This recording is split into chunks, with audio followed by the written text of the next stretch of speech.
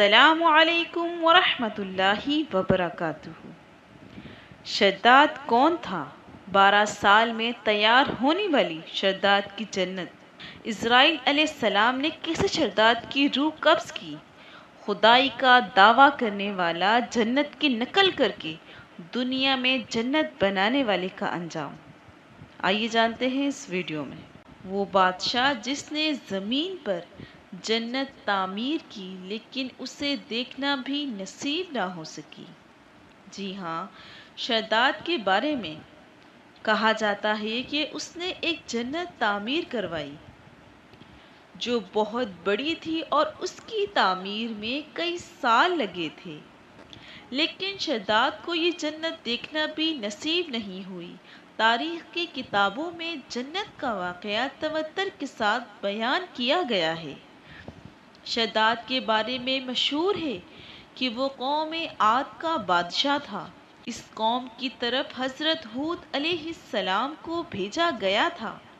اللہ تعالیٰ نے اس قوم کو غیر معمولی قد و قامت اور قوت عطا فرمائی تھی۔ ان میں سے ہر شخص کا قد کم سے کم 12 گز کا تھا۔ طاقت کا یہ حال تھا کہ بڑے سے بڑا پتھر جس کو کئی آدمی مل کر بھی اٹھا نہ سکیں، ان کا ایک آدمی ایک ہاتھ سے اٹھا کر پھینک دیتا تھا۔ یہ لوگ طاقت و قوت کے بل بوتے پر پورے یمن پر قابض ہو گئے۔ 2 بادشاہ خاص طور پر ان میں بہت جاہ جلال والے ہوئے۔ وہ دونوں بھائی تھے۔ ایک کا نام شرید تھا جو بڑا تھا، دوسرے کا نام شداد تھا جو اس کے بعد تخت نشین ہوا۔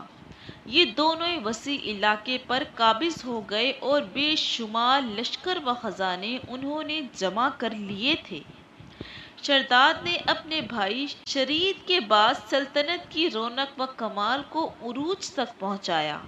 دنیا کے کئی بادشاہ اس کے بعد گزار تھے۔ اس دور میں کسی بادشاہ میں اتنی جرأت و طاقت نہیں تھی کہ اس کا مقابلہ کر سکیں۔ اس تسلط اور غلبہ نے اس کو اتنا مغرور اور متکبر کر دیا، نعوذ باللہ اس نے خدائی کا دعویٰ کر دیا۔ اس وقت کے علماء مصلحین جو سابقہ انبیاء کے علوم کے وارث تھے، اسے سمجھایا اور اللہ کے عذاب سے ڈرایا تو وہ کہنے لگا، جو حکومت و دولت اور عزت اس کو اب حاصل ہے، اس سے زیادہ اللہ تعالیٰ کی عبادت کرنے سے کیا ہوگا؟ جو کوئی کسی کی خدمت و اطاعت کرتا ہے یا تو عزت اور منصب کی ترقی کے لیے کرتا ہے یا دولت کے لیے کرتا ہے، مجھے تو یہ سب کچھ حاصل ہے، مجھے کیا ضرورت کہ میں کسی کی عبادت کروں؟ توبہ استغفار، اس طرح کے الفاظ کہنے لگا۔ سمجھانے والوں نے یہ بھی کہا کہ حکومت اور دولت ایک فانی چیز ہے، جبکہ اللہ کی اطاعت میں آخری نجات اور جنت کا حصول ہے، جو دنیا کی ہر دولت اور بہتر اور زیادہ قیمتی ہے۔ اس نے پوچھا، وہ جنت کیسی ہوتی ہے؟ اس کی تعریف اور خوبی بتاؤ۔ نصیحت کرنے والوں نے جنت کی وہ صفات جو انبیاء اکرام کی تعلیمات کے ذریعے ان کو معلوم ہوئی تھی، اس کے سامنے بیان کی۔ تو اس نے کہا، مجھے اس جنت کی ضرورت نہیں، ایسی جنت تو میں خود دنیا میں ہی بنا سکتا ہوں۔ اس دن سے شداد کی مسلسل یہ کوشش رہی اور ایک ایسا شہر تعمیر کرائے جو ہر لحاظ سے جنت جیسا ہو۔ اس نے اپنے بھانجے ضحاک کو، جو ایران کا حاکم تھا، کہلا کر بھیجا کہ جتنا سونا چاندی تمہارے پاس جمع ہے وہ فوراً میرے پاس بھیج دو۔ ضحاک نے ایسا ہی کیا۔ شداد نے پورے ملک میں اپنے کارندے روانہ کیے جو بہت بڑی مقدار میں سونا چاندی جمع کر کے لائے۔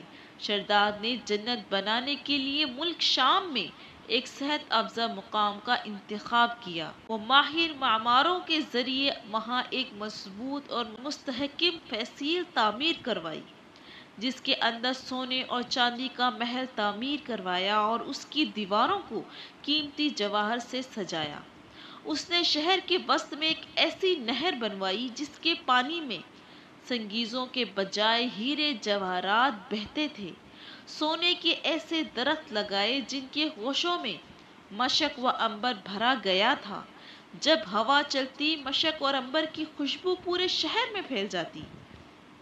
बयान किया जाता है शरदाद ने महल के चारों तरफ सोने की ईंटों से 12,000 कमरे तामीर कराए और हर कमरे याकूत और हीरे जवाहरात से मज़यन किए गए और इतराफ व जानिब से खूबसूरत और जवान औरतों को वहां लाया गया। ये अजीमुल शान जन्नत नुमा शहर 100 या 500 साल में मुकम्मल हुआ। कहा जाता है शरदाद की उम्र 900 बरस थी। जन्नत मुकम्मल होने के बाद शरदाद को इसकी तकमील की इत्तला दी गई।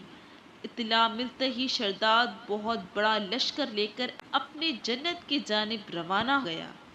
अभी शहर से एक मंजिल के फासले पर था कि उसने एक हिरन देखा जिसके पांव चांदी और सींग सोने के थे। हिरन को देखकर वो लालच में आ गया और उसे पकड़ने के लिए उसके पीछे अपना घोड़ा लगा दिया। भागते भागते वो अपने लश्कर से जुदा हो गया।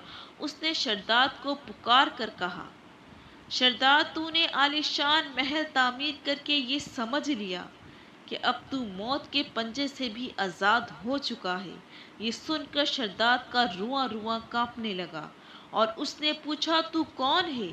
उसने जवाब दिया, मैं मुल्कुल मौत हूँ। शरदाद ने कहा, इस वक्त तुम्हें मुझसे क्या काम है? तो मेरी राह में क्यों दौड़े अटका रहे हो?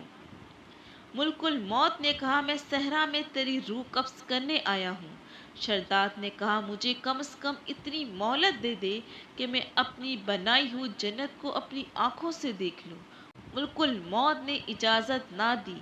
चुनाचा शरदाद घोड़े से गिरा और मर गया और उसके लश्कर ने एक आसमानी चिंगार सुनी तो पूरे का पूरा लश्कर आन वाहिद में ख़त्म हो गया और जन्नत जाने के बजाय मुल्क के अदम पहुंच गया। वीडियो पसंद आए तो लाइक करें। मज़ीद इस तरह की वीडियो देखने के लिए मेरे चैनल को सब्सक्राइब करें। अस्सलामु अलैकुम, जज़ाकल्लाह।